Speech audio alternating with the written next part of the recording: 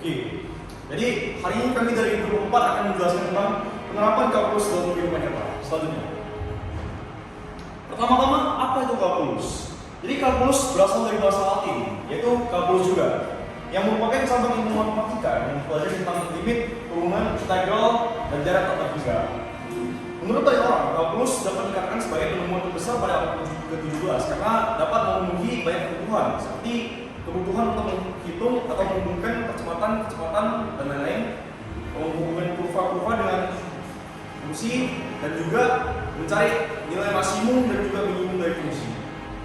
Dan dalam kalkulus ada dua cabang, yaitu kalkulus diferensial dan kalkulus integral. Jadi pada dasarnya kalkulus diferensial itu mencari tentang turunan dan kalkulus integral mencari tentang integral. Selanjutnya kita akan membahas tentang siapa penemu kalkulus.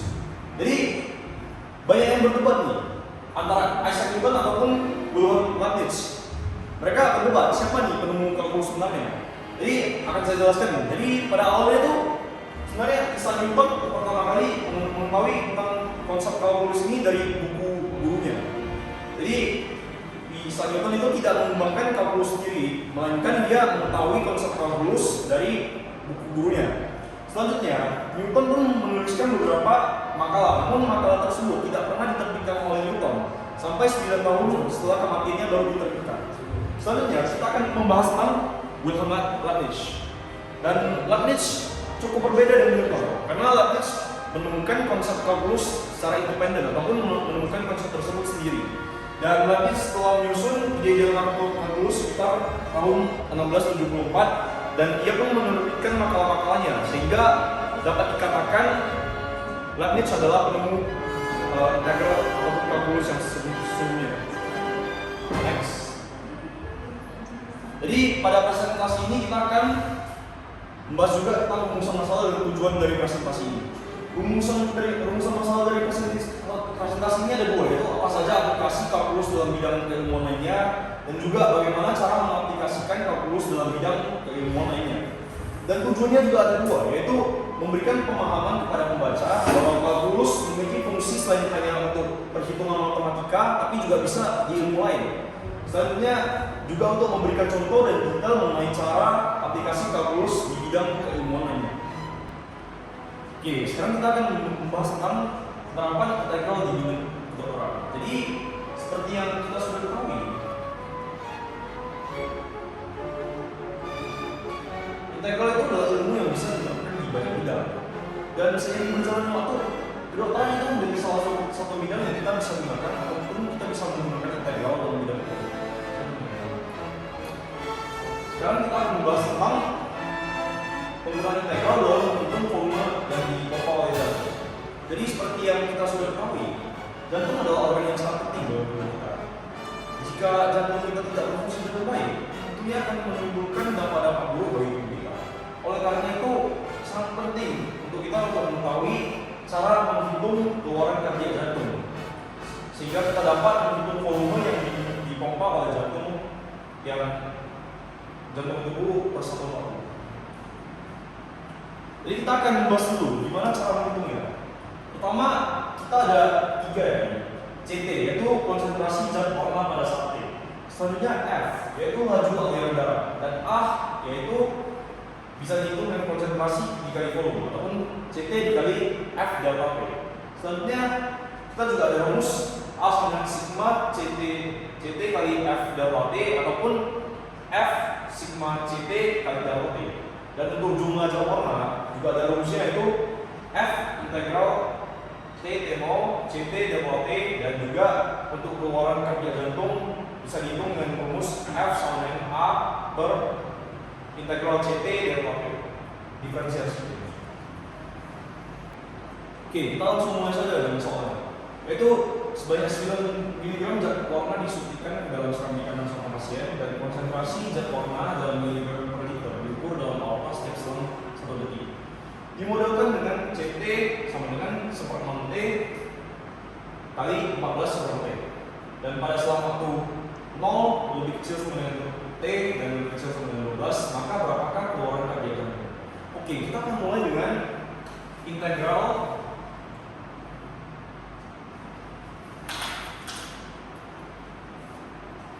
integral 12 0 CT dan diferensiasi. Oke. Lalu kita akan langsung saja. Jadi integral 12 0 1/6 T kali 14 T 14 kurang T.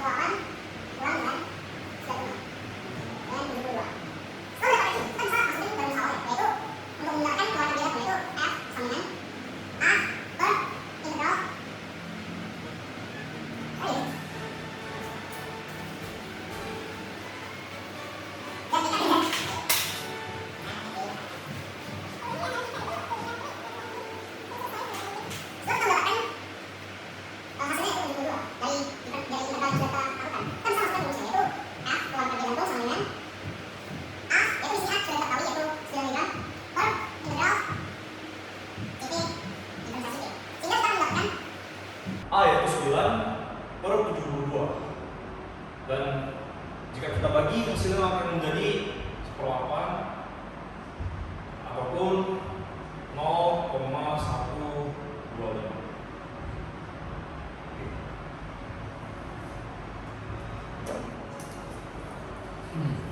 Oke, jadi kita akan mulai dari penerapan turunan di bidang fisika.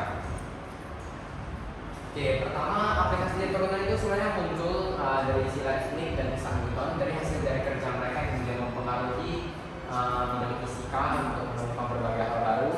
Dan juga aplikasi kalkulus diferensial itu meliputi banyak seperti perhitungan percepatan, pemiringan suatu kurva, dan optimalisasi. Kalkulus juga digunakan untuk mendapatkan pemahaman yang lebih baik mengenai ruang, waktu, dan gerak. Oke, jadi selanjutnya konsep turunan dalam bidang fisika. Jadi di fisika turunan, kalau secara ringkasnya turunan dari perpindahan benda terhadap waktu itu nanti adalah kecepatan benda, dan turunan dari kecepatan terhadap waktu adalah kecepatan sesuai hukum gerak. Kedua itu yang menyatakan bahwa turunan dari momentum suatu benda nanti akan sama dengan gaya yang diberikan kepada bendanya. Setelah itu proses fisika yang dapat dideskripsikan dengan turunan itu biasanya disebut sebagai persamaan diferensial. Oke, jadi ini yang tadi kan sudah saya sebutkan bahwa kecepatan adalah turunan posisi benda terhadap waktu. Jadi cara kita mendapatkannya itu kembali lagi ke fungsi limit. Jadi kita anggap ini adalah selang Fc, dan jika kita mengikuti limit f(x) dari c itu kan sama dengan nanti c bakal diturunkan, dan kita akan menggunakan konsep limit, yaitu limit h menuju 0 yang akan kita kerjakan nanti. Jarak di sini kan kita tahu di sini ke sini fc, di sini kalau kita tambah jadi fc tambah h. Jadi fungsi yang akan kita dapatkan ada fc tambah h dikurang fc. Dan yang bawah ini kita tahu posisinya adalah pada dc, maka ini fc. Dan di sini adalah posisi pada c tambah h, maka ini adalah c tambah h. Jadi kita masukkan di sini adalah c tambah h dikurangi c, sehingga nanti c-nya kita coret, dan lalu kita siapkan limitnya ini, dan kita bakal dapatkan persamaan baru untuk menghitung kecepatan. Lalu yang kedua itu adalah percepatan. Percepatan adalah turunan dari kecepatan. Jadi turunannya ini kan adalah f(t). Jadi dari turunan ini kita turunkan jadi f2 asal dari t, ataupun turunan kedua dari posisi benda.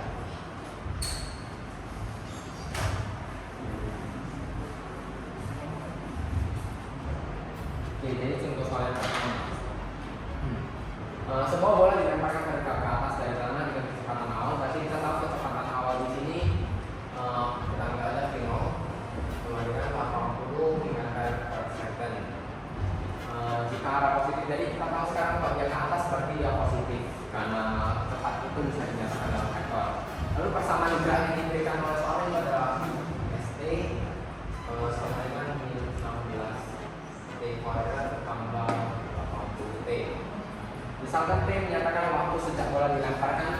menyatakan dalam detik datanya secara pola dari titik awal menyatakan dalam meter dan detik dan setengah. Oke. Kecepatan dan percepatan sesan bola selama detik. Jadi untuk mencari kecepatan dan percepatan ini, kecepatan itu S T, terus yang dari dijelaskan yang percepatan itu S2 dari T. Jadi tinggal kita turunkan dulu pertama untuk persamaan S T. Kita dapatkan dari sini, kita turunkan ini kita dapatkan C2 T ditambah 50. Selanjutnya untuk S aksen D.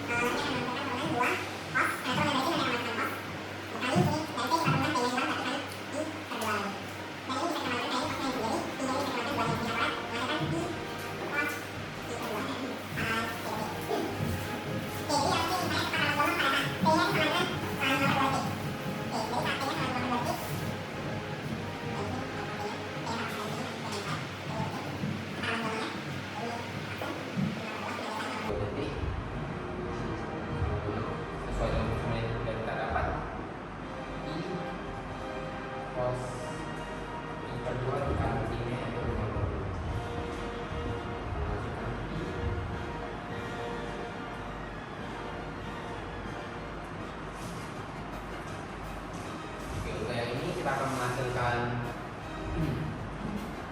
min K2 per 2. Jadi kita kali akan menghasilkan min K2 per 2. Dan misalnya kecepatannya ini adalah kecepatan saja 5 per 2 detik. Dan min ini hanya menyatakan gelombangnya itu kan pertama gelombang kita gambarkan nanti seperti kita anggap ini gelombang universal. Jadi gelombangnya saat dia merambat ke sana dia akan menghasilkan positif, tapi saat dia kemudian di sini dia akan melakukan denda.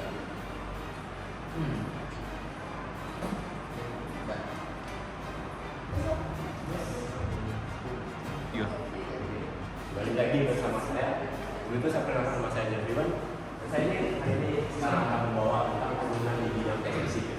Ini salah satu materi atau bidang yang paling sangat populer atau sangat dibutuhkan dalam kehidupan sehari-hari kita.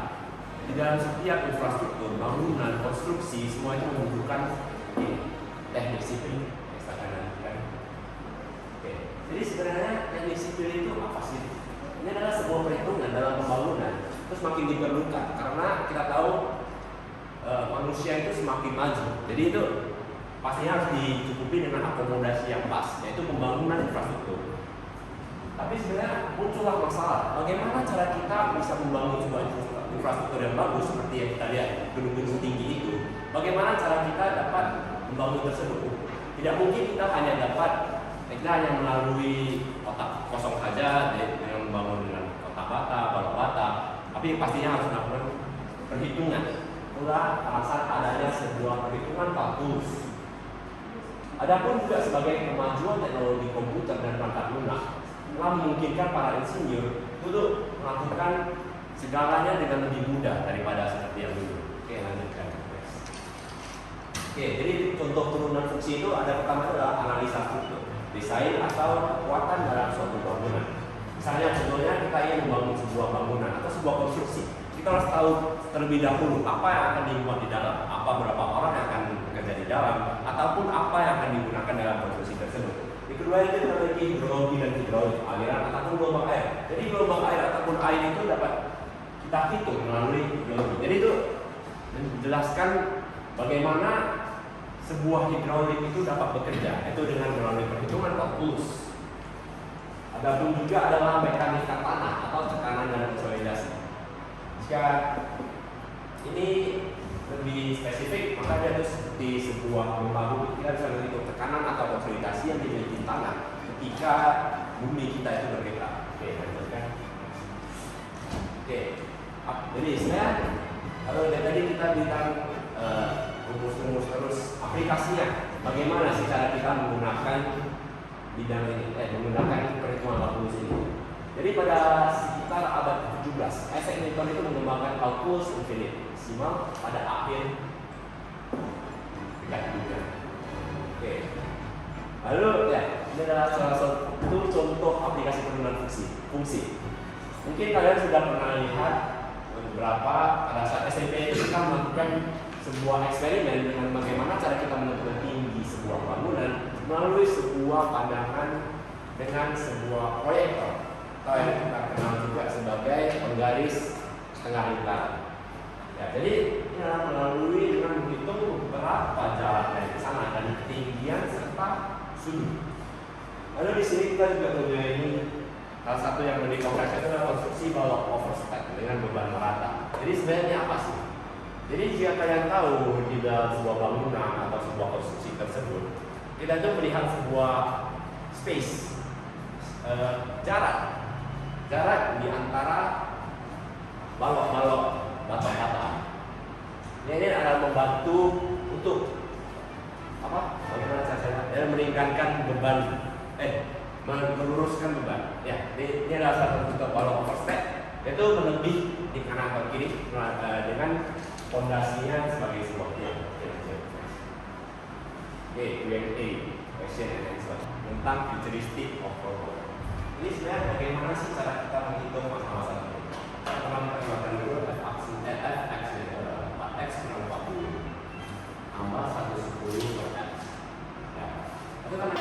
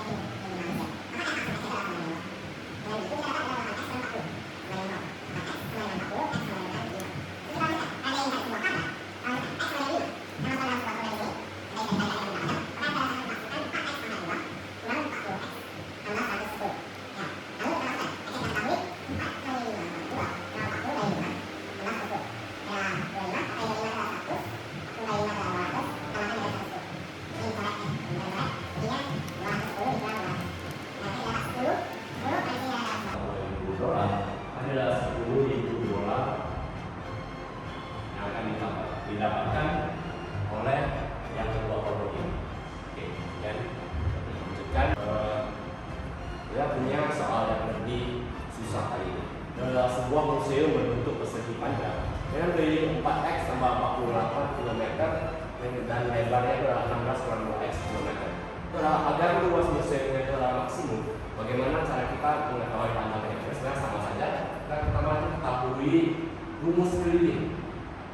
Ya, rumus keliling persegi panjang itu adalah 2 kali P tambah L. Ya, sama dengan 2P tambah 2L.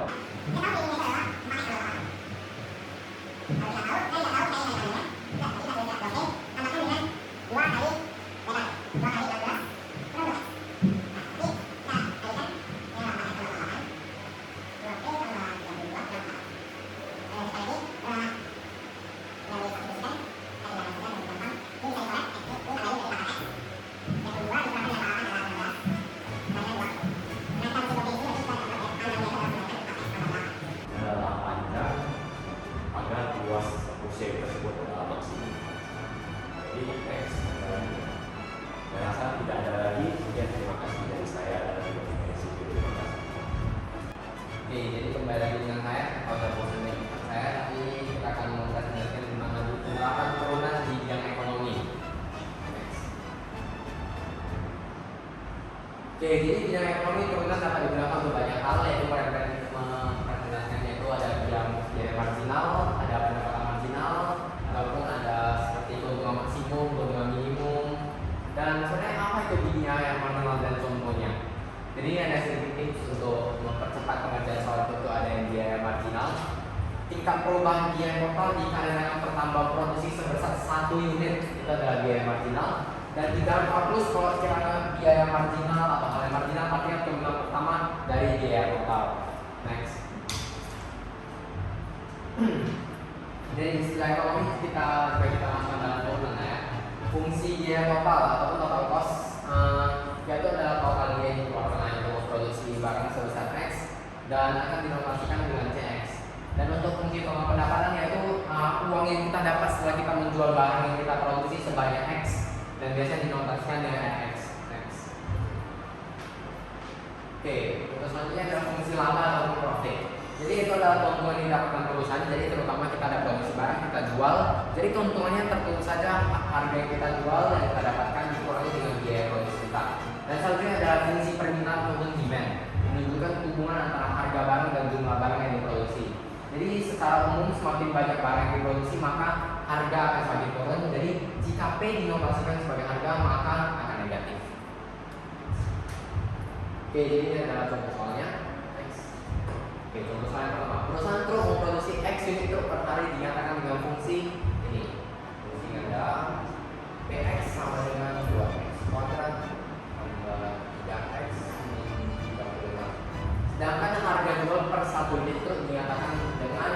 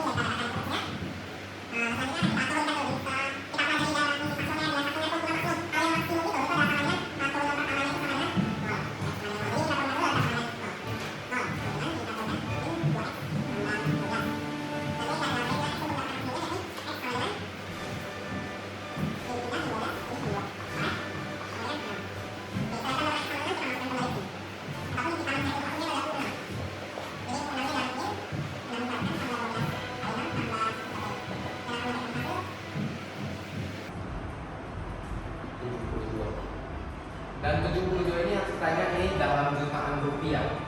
Jadi kalau nanti andai ada pilihan di soal mana tahu, ini adalah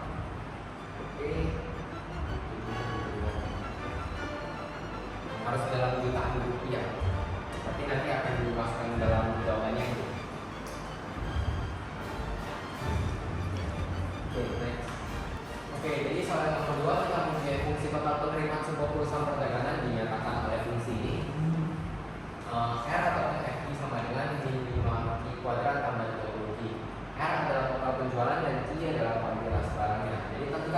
fungsi penerimaan marginalnya, dan kita lihat di sini marginalnya berarti turunan pertamanya dari FP. Jadi kita buat untuk A, jawabannya adalah F aksen dari I yang akan kita turunkan. Kita lihat di sini 10 I tambah 20. Itulah jawabannya. Untuk penerimaan rata-rata, nah untuk penerimaan rata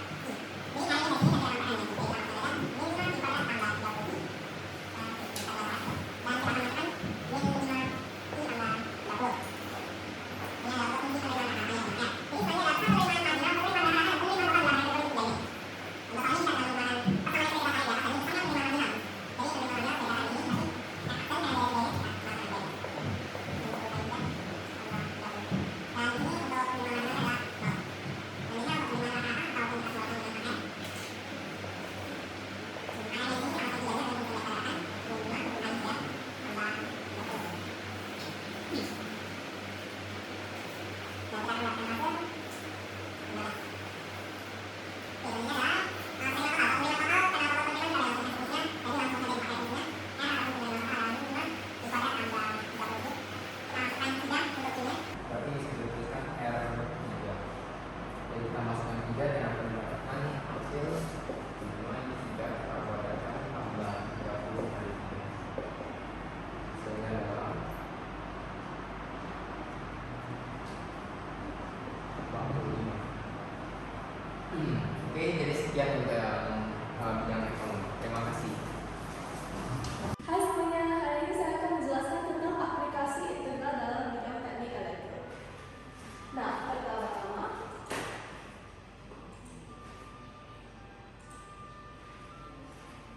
apa itu teknik elektro? Teknik elektro merupakan ilmu yang mempelajari dan menerapkan konsep-konsep listrik, elektronika, serta elektromagnetisme. Nah, integral merupakan alat matematika yang sangat penting dalam bidang teknik elektro karena terdapat banyak fenomena listrik, elektronik yang bisa dijelaskan melalui persamaan diferensial dan juga integral. Nah, beberapa aplikasi integral dalam teknik elektro termasuk analisis rangkaian listrik, signal processing, dan juga perhitungan pedal elektromagnetisme. Oke. Nah, marilah kita masuk rumus yang terdapat Z. Z itu impedance, kalau tidak salah. Nah, Z sebenarnya akar A alif hambatan A kuadrat tambah FC kuadrat alif ya. Tegangan adalah sama dengan I arus listrik kali Z. Dan DC ini tegangan pada kapasitas, yaitu sama dengan I kali HB kapasitas. Dan ini